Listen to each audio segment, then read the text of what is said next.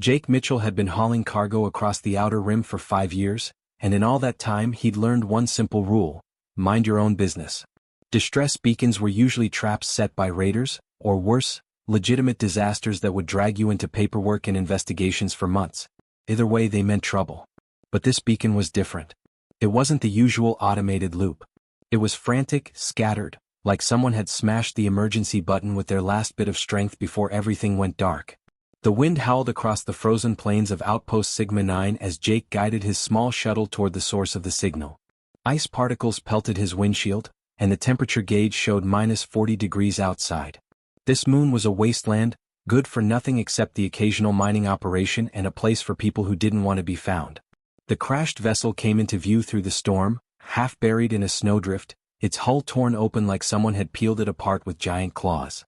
Jake set his shuttle down about 50 meters away and pulled on his thermal suit. His hands shook a little as he checked his sidearm. He told himself it was just the cold, but he knew better. Fear had a way of creeping in when you were alone on a frozen rock in the middle of nowhere. He activated his helmet's defrost system and stepped out into the screaming wind. The walk to the wreckage felt longer than it should have. Each step crunched through ice, and Jake kept his weapon ready, sweeping the area for any sign of movement. Raiders liked to wait inside, hoping some good Samaritan would come poking around. But as he got closer, something felt wrong. The damage to the ship wasn't from weapons. It looked like an explosion from the inside, like something had gone catastrophically wrong during flight. The airlock was hanging open, twisted metal groaning in the wind. Jake stepped inside, and the temperature immediately jumped 20 degrees. Emergency lights flickered weakly, casting red shadows across the corridor. Then he saw them. Bodies. Dozens of them. The Skyborn. Jake had seen pictures of them before, heard stories from traders and diplomats. They were one of the galaxy's proud warrior races, with massive feathered wings and a culture built around honor and territory. They didn't trust humans, didn't want anything to do with Earth's expanding colonies. And now here they were, scattered across the floor of this ship like broken toys. Their wings, which should have been magnificent, were torn and bloody. Silver liquid pooled beneath them, already starting to freeze in the cold air leaking through the damaged hull. Jake's stomach turned. He'd seen death before, but this was different. This was a massacre. Whatever happened here, these people didn't have a chance. He moved carefully through the corridor, checking each room, looking for survivors even though he knew he wouldn't find any. The ship was a tomb. That's when he heard it. A sound so quiet he almost missed it. A weak chirping like a bird calling out from somewhere far away. Jake froze, listening hard. There it was again. He followed the sound to a small chamber near the back of the ship. The door was half open, sparks occasionally firing from a damaged control panel. Inside, a stasis pod lay shattered on the floor, its glass front broken into 1,000 pieces. And behind it, curled up against the wall, was the hatchling. Jake had never seen a baby Skyborn before. He didn't even know they started this small. It was barely the size of his 2 fists put together, covered in soft downy feathers that shimmered between blue and gold in the emergency lights. Its tiny wings were folded tight against its body, and its chest rose and fell in shallow, desperate breaths. The little thing's eyes were barely open, just thin slits showing hints of bright amber underneath. Jake knelt down slowly, his knees hitting the cold metal floor. The hatchling's head turned slightly toward him, and it made that sound again. Not quite a chirp. It was weaker now, more like a whimper. The creature was dying. Jake could see it in the way its body trembled, in the gray tint spreading across its feathers. His mind raced through everything he knew about first contact protocols, about regulations regarding alien species, about the penalties for interfering with Skyborn affairs. Harboring one of their kind without proper authorization could mean 5 years in a colonial prison. The Skyborn themselves would probably consider it kidnapping or worse. And adult Skyborn were dangerous. He'd heard stories of them tearing through armored vehicles when provoked. What would they do to someone who touched one of their young? But as Jake stared down at this tiny dying creature, all those thoughts seemed distant and unimportant. The hatchling's eyes opened a little wider, locking onto his face. There was something in that gaze. Not just fear or pain, but recognition. Understanding. Like it knew Jake was its last chance. Jake's hands moved before his brain caught up. He yanked open his emergency medkit with shaking fingers, pulling out the biostabilizer patch. It was designed for humans, meant to flood the bloodstream with universal healing agents and keep someone alive long enough to reach a hospital. He had no idea if it would even work on an alien, let alone a baby one. The chemistry could be totally wrong. It might do nothing, or worse, it might poison the little thing faster. The hatchling made that sound again, softer this time. Weaker. Its eyes started to close. No, Jake whispered. No, don't you dare. He pressed the patch against the creature's small chest, right over where he guessed its heart might be. The patch activated with a soft hiss, releasing its contents. Come on, little guy. Stay with me. Just stay with me. For a long moment, nothing happened. The hatchling's breathing stayed shallow and weak. Jake held his breath, his heart pounding in his ears. Then slowly the creature's chest started rising more steadily. The gray tint in its feathers began to fade, replaced by that shimmering blue-gold color. Its eyes opened wider, focusing on Jake with sudden clarity. Jake let out a breath he didn't know he'd been holding. The hatchling chirped once, stronger this time, and shifted slightly in his palm. Its tiny wing brushed against his thumb, feathers impossibly soft. Jake looked down at this alien creature, this member of a species that wanted nothing to do with humanity, and made a decision that would change everything. He carefully scooped the hatchling up, cradling it against his chest inside his thermal suit. All right, little guy, he said quietly. Let's get you somewhere warm. The first week was the hardest. Jake kept Ash hidden in a makeshift nest he'd built in the storage bay, tucked behind stacks of supply crates where the security cameras had blind spots. He lined it with thermal blankets and old clothes, anything soft he could find. The hatchling slept most of the time, waking only to eat. Jake had no idea what baby Skyborn were supposed to eat, so he tried everything. Protein paste, dried fruit, even bits of his own rations. Ash refused it all, getting weaker by the day. On the 8th day, Jake was ready to panic. Then, purely by accident, he dropped a piece of raw synthetic meat near the nest. Ash's head snapped up immediately. The hatchling devoured it in seconds, chirping excitedly for more. Jake laughed with relief, nearly crying. From that point on, he diverted part of his food supply to keep Ash fed.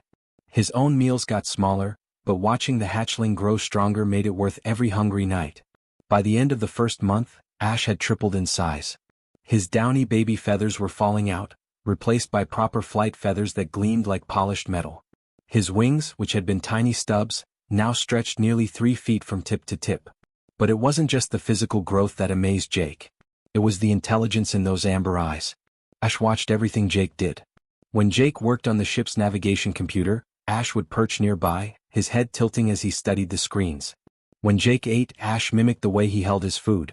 When Jake spoke, even just talking to himself the way lonely cargo runners do, Ash would chirp back in patterns that sounded almost like responses. It was eerie and wonderful at the same time. 2 months in, Jake started testing a theory. Ash, he said one evening while sorting through cargo manifests. Can you bring me that wrench over there? He pointed to a tool sitting on a nearby crate. Ash looked at the wrench, then at Jake, then back at the wrench. He hopped down from his perch, grabbed the tool in his beak and brought it over. Jake's hands trembled as he took it. You understand me, he whispered. You actually understand. From that day forward, their bond deepened in ways Jake couldn't explain to anyone, not that he had anyone to tell. During the long, lonely stretches between stations, Ash became his companion, his friend, maybe even his family. The creature would curl up next to Jake while he slept, one wing draped protectively over him. When Jake had nightmares about finding that massacred ship, Ash would wake him with gentle chirps and nudges until the fear passed. By month 3, Ash was the size of a large dog, his wingspan nearly 8 feet across. He could no longer hide easily in the storage bay. Jake had to be careful during docking procedures, making sure Ash stayed quiet and out of sight. It was getting harder. Ash was becoming restless, pacing the cargo hold like he needed more space to move, to fly. One evening, Jake sat on a crate, exhausted after a 14-hour maintenance shift on the ship's engines. Ash hopped up beside him, folding his massive wings with careful precision. You understand me, don't you? Jake asked, not really expecting an answer. He'd said it before, but this time felt different. You know every word I'm saying. Ash tilted his head, studying Jake with those impossibly intelligent eyes. Then, slowly and deliberately, he pressed his feathered forehead against Jake's hand. The gesture wasn't random or instinctive. It was purposeful, full of emotion and meaning. Jake felt his throat tighten, tears burning at the corners of his eyes. Yeah, he said softly. I know, buddy. I feel it too. Whatever this bond was between them, it went beyond species, beyond logic. Jake had saved Ash's life, and somehow in return Ash had saved his. The loneliness that had been eating at Jake for years was gone. He wasn't alone anymore. That piece shattered 3 days later near Helix Station. Jake was in the cargo bay running inventory checks when the proximity alarm blared. His blood went cold. No one should be this close without clearance. Before he could reach the cockpit, the docking clamps engaged with a violent clang. Pirates. It had to be pirates. This sector was crawling with them. The cargo bay door exploded inward, sparks flying everywhere. 3 figures rushed in, weapons raised and ready. They wore mismatched armor, the kind you could buy cheap on black market stations. The leader, a stocky man with a scarred face, grinned when he saw Jake. "Nice haul you got here, friend," he sneered. "We'll just be taking it off your hands." Jake raised his hands slowly, his mind racing. His own weapon was in the cockpit, too far away. "Listen, there's no need for violence," he started to say. "Just take what you want and go." "Oh, we will," the pirate said, gesturing to his companions. "Check those crates. Anything valuable, we take it." That's when Ash stepped out from behind a stack of containers. The pirate's grin vanished. "What the hell is that?" For a moment, everyone froze. Ash stood there, wings slightly spread, eyes locked on the intruders. Jake could see the tension in every muscle of the creature's body. "Ash, no," Jake said quietly. "Just stay calm." But the lead pirate made a fatal mistake. He swung his weapon toward Jake. "Don't move or I'll—" Ash moved. It wasn't a blur. It was a storm. His wings snapped open with a sound like thunder, filling the entire cargo bay. He launched himself forward, claws extended, moving faster than Jake thought possible. The first pirate went down before he could pull the trigger. The second tried to run, but Ash was already there, slamming into him with the force of a speeding vehicle. The third pirate got one shot off, the blast going wide before Ash's wing knocked him into the wall hard enough to dent the metal. In less than 10 seconds, all 3 pirates lay unconscious on the floor, their weapons scattered. Ash stood over them, breathing hard, his feathers bristled and his eyes blazing. Then he turned to Jake and the fury drained away instantly. He rushed over, making worried chirping sounds, checking Jake for injuries with his beak and wingtips. "I'm okay," Jake said, his voice shaking. "I'm okay, Ash. You saved me." But as the adrenaline faded, Jake noticed something that made his stomach drop. One of the pirates, the one who tried to shoot, had a camera light blinking on his helmet. It had recorded everything. Within 6 hours, the footage was everywhere. Every news feed, every message board, every station broadcast across the sector showed the same clip. Human with Skyborn Guardian repels pirate attack. Jake's face was clear in the video. So was Ash. The messages started flooding in immediately. The Colonial Authority issued a warrant for Jake's arrest for illegal harboring of a protected species. Fines, prison time, confiscation of his ship. But that wasn't the worst part. 2 days later, he received a priority transmission from Ann Winters, a human diplomat assigned to Skyborn relations. Her face on the screen was grim. "Jake Mitchell," she said. "I don't know if you understand what you've done. The Skyborn Council has seen the footage. They know one of their hatchlings is with you. They're sending a warship. And Jake, they're not coming to talk. They're coming for you. And they won't ask nicely." Jake was running diagnostics on the fuel converters when his ship's alarm system went crazy. Every sensor lit up at once, screaming warnings about an incoming vessel. But this wasn't a normal ship signature. It was massive, moving faster than anything that size should be able to move. He rushed to the cockpit window and felt his blood turn to ice. The Skyborn warship looked like something out of an ancient legend. Its hull gleamed like polished silver in the starlight, covered in decorative patterns that resembled enormous wings. The ship was easily 20 times the size of Jake's cargo hauler, bristling with weapon systems he couldn't even identify. It moved with a grace that seemed impossible for something so large, gliding through space like a bird riding the wind. Jake's communication panel beeped. Incoming transmission. For a moment he considered ignoring it, just punching the engines and running. But where could he run that this ship couldn't follow? His hands shook as he accepted the call. The face that appeared on his screen made Jake take an involuntary step backward. Commander Thane was enormous, even by Skyborn standards. His feathers were the color of midnight, so black they seemed to absorb light. His eyes glowed like molten gold, burning with intensity that made Jake feel like he was being judged by something ancient and terrible. Scars crossed the commander's beak and face, each one telling stories of battles Jake couldn't imagine. Human cargo runner Jake Mitchell. Thane's voice was deep and cold, each word precisely spoken. "You will power down your engines immediately. The hatchling you harbor is named Ushvin, son of the High Nest, last survivor of the Silver Wing family. You have committed theft of the highest order. Return him now or your vessel will become your tomb. Jake felt Ash press against his leg. The creature had grown so much that he now stood nearly as tall as Jake, his head level with Jake's chest. Listen, Jake said, trying to keep his voice steady. I didn't steal anyone. He was dying when I found him. Your people, they were all dead on that ship. There was nobody left to help him. Thane's eyes narrowed. Our people were slaughtered by raiders who ambushed a diplomatic convoy.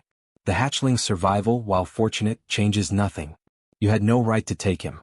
The bond between Skyborn and their chosen is sacred. It has been part of our culture for 10,000 years, reserved only for those selected by the Nest Mothers through ancient ritual.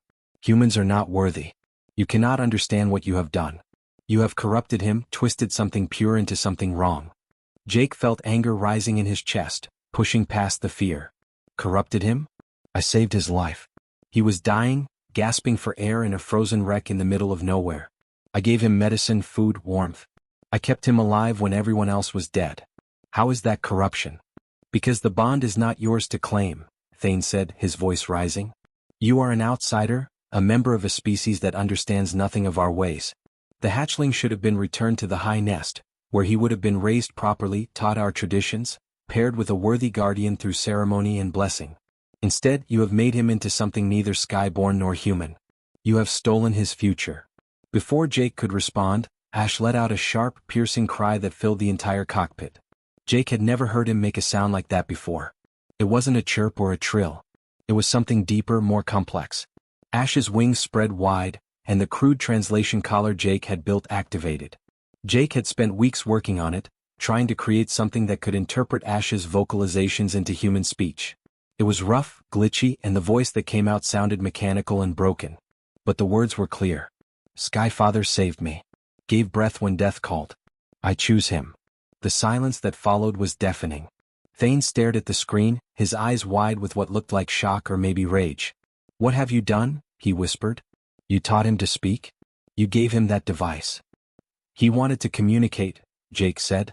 I just gave him the tool to do it. That is not your choice to make, hatchling. Thane's voice exploded through the speakers, making Jake flinch. The commander's wings flared outward, filling the screen. You are a child. You do not understand what you are saying. This human has deceived you, made you dependent on him, twisted your natural instincts. Ash chirped again and the translator crackled. Not deceived. Chose freely. Jake is mine. I am his. Thane's expression turned dark, dangerous. Then you leave me no choice. If the hatchling will not come willingly, we will take him by force. Human, you have 30 seconds to surrender. After that, we will disable your ship and board. If you resist, you will be eliminated. The transmission cut off. Jake stood frozen for a moment, his mind racing. Around him, the ship's systems began screaming warnings. The Skyborn warship was charging weapons, targeting systems locking onto his cargo hauler from multiple angles. He had maybe 20 seconds before they fired. Hold on. Jake shouted, throwing himself into the pilot's seat. His fingers flew across the controls, punching in coordinates for the fringe worlds, the lawless territories where colonial authority didn't reach and even the Skyborn rarely went. It was dangerous, full of pirates and worse, but it was the only chance they had. The engines roared to life, and Jake's ship lurched forward into emergency thrust. The acceleration slammed him back into his seat hard enough to knock the wind from his lungs. Ash stumbled but quickly spread his wings for balance, then pressed close to Jake, wrapping those massive wings around his shoulders like a protective shield. Behind them, energy weapons lit up the darkness. The first shot missed by meters. The second grazed their rear shields, sending sparks flying through the cargo bay. Jake pushed the engines harder, watching the temperature gauges climb into the red zone. The ship was shaking, groaning, parts rattling that shouldn't be rattling. I'm not letting them take you, Jake muttered through gritted teeth, his knuckles white on the controls. Not after everything. Not after we've come this far. Ash's wings tightened around him, and Jake felt the creature's rapid heartbeat against his back. They were in this together now, two souls bound by something that defied explanation. And Jake would fight the entire Skyborn fleet before he'd let them tear that apart. The stars stretched into lines as they jumped to faster-than-light travel, leaving the warship behind. But Jake knew this wasn't over. Commander Thane would follow. They always did. The hunt had only just begun. Deepwell Station looked like it was held together by rust, prayers, and sheer stubbornness. The mining colony sat in the asteroid belt of the Keller system, a collection of platforms and habitats that had seen better days about 30 years ago. The metal was corroded, the paint was peeling, and half the docking lights were burned out. But to Jake it was home. He'd grown up here, learned to pilot ships here, and had his first cargo run from these very docks. His ship's engines were smoking as he guided it into docking bay 3. Fuel was leaking from a cracked line, and the hull had scorch marks from near misses with skyborne weapons. He'd been running for 3 days straight, jumping from system to system, trying to lose Commander Thane's warship. But the skyborne were relentless. They tracked him through every jump, getting closer each time. Jake was out of options. Deepwell was his last hope. The docking clamps engaged with a heavy thud. Jake slumped in his seat, exhausted beyond words. Ash stood beside him, wings folded tight, looking through the viewport at the station with curious eyes. "We're home, buddy," Jake said quietly. "Or at least we used to be." Within minutes of landing, Jake's communication panel lit up. A familiar gruff voice crackled through. "Jake Mitchell, is that really you? Thought you'd forgotten about this old rust bucket." It was Tom Hayes, the station boss. The man had been running Deepwell for 20 years, and before that, he'd taught Jake everything about flying cargo haulers. "Hey Tom," Jake said, trying to sound casual and failing. "Yeah, it's me. Listen, I'm in some trouble." "I know. Word travels fast out here. Half the sector's been talking about you and that skyborne creature." There was a pause. "You bringing danger to my station, kid?" Jake's heart sank. "I don't want to. But yeah, probably. There's a warship following me. If you want me to leave, I understand." Another pause, longer this time. Then Tom's voice came back, harder now. "Jake Mitchell's back," Tom said, but he wasn't talking to Jake anymore. He'd switched to the station-wide channel.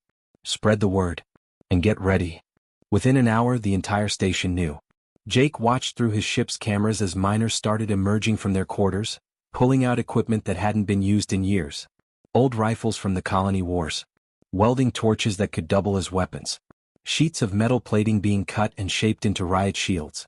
The docking platform was transforming into a fortress right before his eyes. Jake stepped out of his ship with Ash at his side. The miners stopped and stared at the massive skyborne, some with fear, others with curiosity. Then Tom Hayes pushed through the crowd. He was a big man, barrel-chested and gray-haired, with hands scarred from decades of hard work. He looked at Ash for a long moment, then at Jake. "So this is what all the fuss is about." "His name is Ash," Jake said. "And Tom, you don't have to do this. I can leave right now." Tom clasped Jake's shoulder with a grip like iron. "You're one of ours. That means something out here. We don't abandon our people, no matter what fancy warship comes calling." He raised his voice so everyone could hear. "The Skyborn want to take Jake? They'll have to go through all of us first." A cheer went up from the miners. These were people who'd spent their lives being told they didn't matter, that they were just workers on a forgotten rock in the middle of nowhere. But out here, loyalty meant everything. And Jake was one of them. The preparations took 2 hours. Barricades were erected across the main docking approach. Miners positioned themselves at key points with whatever weapons they could find. Someone even painted a message across the station's hull in letters 10 feet tall: "Try us." Commander Thane's warship arrived like a storm cloud, blocking out the stars. It hung in space above the station, silent and menacing. Then the communication came through. Thane's face appeared on every screen in Deepwell. "Humans of this station. You harbor a fugitive and stolen property. Surrender them immediately or face the consequences." Tom Hayes stepped up to the communication panel, his face set like stone. "This is Station Chief Tom Hayes. The man you're looking for is under our protection. If you want him, you'll have to come and take him." Thane's eyes widened slightly as if he couldn't believe what he was hearing. "You would fight for him? Your weapons are primitive. Your defenses are nothing. We could destroy this station in minutes." "Maybe," Tom said. "But you'll have to destroy all of us to do it. And I don't think that's really what you want." The Skyborne forces descended in drop pods, dozens of warriors in ceremonial armor landing on the outer platforms. They moved with fluid grace, weapons ready, expecting immediate surrender. Instead, they found barricades and humans who weren't backing down. The Skyborne had superior technology, better weapons, faster reflexes. But the miners had something else: knowledge of their home. They knew every access tunnel, every shortcut, every weak point in the station's layout. When the Skyborne tried to advance through Corridor 7, they found it sealed and flooded with coolant gas. When they attempted to breach the main doors, someone activated the cargo loading system, dropping heavy containers in their path. It wasn't traditional combat. It was improvisation, stubbornness, and a refusal to quit. The Skyborn warriors grew frustrated, confused. This wasn't how battles were supposed to go. During the standoff with both sides at an impasse, Ash stepped forward. He walked calmly onto the main landing platform, fully visible to everyone. He'd grown even more in the past weeks. His wingspan was massive now, easily 15 feet across, gleaming with metallic blue and gold feathers. He stood tall and proud, looking every bit the warrior his species was known for. Then he opened his beak and spoke. Not through the crude translator device, but in the ancient Skyborn language itself.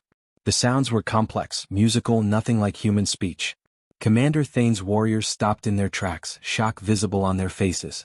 And Winters, the human diplomat, had been monitoring from orbit. Her voice came through the station speakers, shaking slightly. He's speaking the old tongue. I can barely translate this. He says. She paused, listening.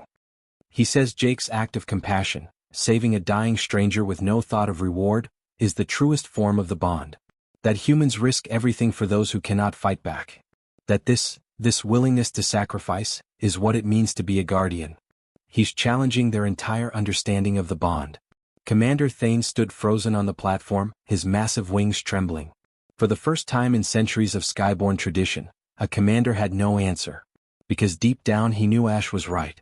The standoff had lasted 3 hours when the sensors screamed a new warning. Jake's blood went cold as he looked at the display. Multiple ships were dropping out of faster-than-light travel, emerging from the asteroid field like ghosts. But these weren't Colonial Authority vessels or more Skyborn warriors. These were something worse. The ships were dark, cobbled together from stolen parts and scavenged technology. Raiders. But not just any raiders. The markings on their hulls matched the ones Jake had seen on that frozen wreck 3 years ago. The Talon's Edge. The same group that had massacred Ash's entire family. A transmission cut through all channels, overriding everything. The face that appeared made Jake's stomach turn. It was Kyle Brennan, a human who'd disappeared into the fringe worlds years ago. He'd been a pilot once like Jake, but something had twisted him. Now he wore Skyborn armor, stolen and modified, and his eyes burned with fanatical hatred. Attention Deepwell Station. You harbor an abomination, a corruption of the natural order. The hatchling and his human must be purged. This is your only warning. Evacuate now or die with them. Commander Thane's voice cut through the panic. Who dares attack under false Skyborn colors? His wings flared with rage. This is Commander Thane of the High Nest. You will stand down immediately. Kyle's laugh was bitter and twisted. The High Nest? You're weak, Thane. You've lost your way standing there talking with humans like they're equals. The Talon's Edge remembers the old ways. Humans are nothing. And this freak bond between that creature and Mitchell proves how far we've fallen. The Talon's Edge ships opened fire without another word. Not at Thane's warship, but at Deepwell Station itself. Explosions ripped through the outer platforms. Miners scrambled for cover as metal twisted and tore. The station's makeshift defenses were nothing against this kind of assault. Jake ran toward the command center, Ash flying above him, both of them dodging falling debris. Tom Hayes was at the control panel, trying to coordinate evacuations. We can't hold this, he shouted over the alarms. We need to get people to the core shelters now. Then something extraordinary happened. Commander Thane's warship moved between the station and the attacking raiders. His voice boomed across all channels. All wings engage. We will not allow this dishonor. Protect the station. Jake couldn't believe what he was seeing.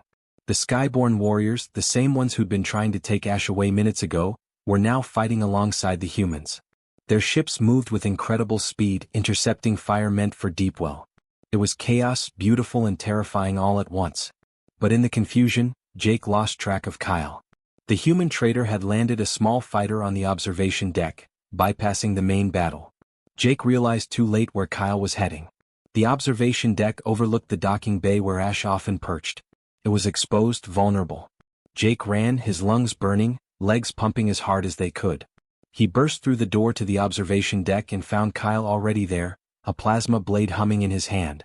The weapon glowed with deadly energy, capable of cutting through almost anything. There you are, Kyle said, his smile cold.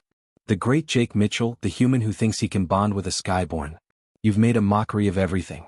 It ends now. He raised the blade and lunged. Jake barely had time to react. Then Ash was there, diving from above with a piercing cry. He slammed into Kyle, but the traitor was fast. The plasma blade flashed upward, catching Ash's left wing. The sound was horrible, like fabric tearing, but worse. Silver blood sprayed across the deck and Ash fell, his cry of pain cutting straight through Jake's heart. Jake caught him, stumbling under the weight. Ash was heavy now, fully grown, but Jake held on with every bit of strength he had. His hands were immediately slick with silver blood, warm and sticky. "No, no, no," Jake whispered, his voice breaking. "Stay with me, Ash. Please stay with me." Ash's eyes flickered, struggling to focus. His wing was badly damaged, the blade had cut deep. But even wounded, even in pain, Ash wrapped his remaining good wing around Jake, pulling him close. The bioluminescent patterns along his feathers, usually so bright, pulsed weakly like a failing heartbeat. Jake heard footsteps behind him. Kyle was getting up, ready to finish what he started. But before he could move, Commander Thane landed on the deck with enough force to crack the metal. His massive frame filled the space, wings spread wide, eyes blazing. "Enough," he said, and there was no mercy in his voice. Two of his warriors appeared and dragged Kyle away, the traitor screaming curses until he was gone. Thane knelt beside Jake and Ash. For a long moment he said nothing, just stared at them. Jake held Ash tighter, preparing for the worst. Then Thane did something no human had ever witnessed. He extended his wings fully and they began to glow. Golden light, warm and pure, spread from his feathers like living fire. This was the skyborn healing flame, sacred and ancient, used only for bonded mates and chosen guardians. "The bond is real," Thane said quietly, his voice full of something that sounded like wonder. "I see that now. I see what you truly are to each other." The golden flame washed over Ash. Jake watched in amazement as the terrible wound in Ash's wing began to close, the torn flesh knitting back together. The silver blood stopped flowing. Ash's eyes opened wider, the pain fading from them. His bioluminescent patterns flared bright and strong again. Jake looked up at Thane, tears streaming down his face. "Thank you," he managed to say. "Thank you." 6 months later, everything had changed. Jake stood in a massive chamber, half of it designed for humans, half for Skyborn. On one side sat the Colonial Assembly, representatives from dozens of human worlds. On the other perched the Skyborn High Council, their wings creating a wall of colors. And in the middle stood Jake and Ash, the first official ambassadors between their species. The hatchling who'd been dying in Jake's arms was now a legend.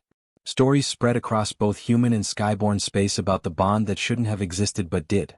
About the cargo runner who risked everything for a dying stranger, and the guardian who would move entire worlds to protect the human who gave him breath.